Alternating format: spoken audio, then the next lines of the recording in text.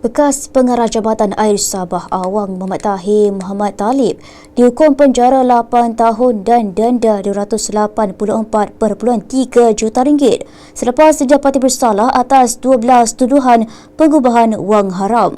Hakim Mahkamah Session Court Tak Kinabalu Abu Bakar Manat membuat keputusan selepas mendapati pihak pendakwaan berjaya membuktikan kes melampaui keraguan munasabah membabitkan pengubahan wang haram berjumlah lebih RM45 juta 10 tahun lalu.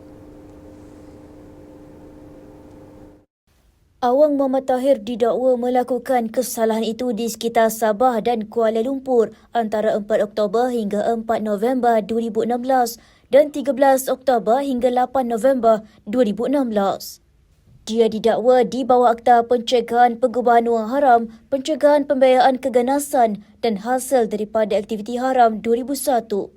Beliau juga boleh dipenjara selama 78 bulan lagi jika gagal membayar denda RM284.3 juta. Kes tersebut menarik perhatian ramai apabila Suruhanjaya Pencegah Rasuah Malaysia SPRM melakukan antara rampasan terbesar pernah direkodkan di Sabah membabitkan barangan berharga dan wang tunai berpuluh juta ringgit.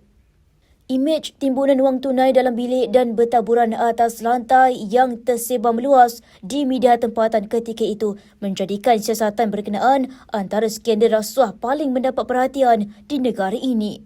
Selepas beberapa siri penangguhan, pembicaraan bermula pada 7 Mei 2018 dengan pihak pendakwaan memanggil 46 saksi di hadapan hakim yang sama. Sepanjang prosiding berlangsung, pihak pembelaan memanggil seramai 15 saksi termasuk beberapa individu yang pada awalnya ditawarkan pihak pendakwaan seperti bekas Ketua Menteri Sabah Tan Sri Joseph Pairin Kitingan dan bekas Menteri Datuk Raymond Tan Shukia. Pendakwaan dikendalikan Timbalan Pendakwa Raya Mahad.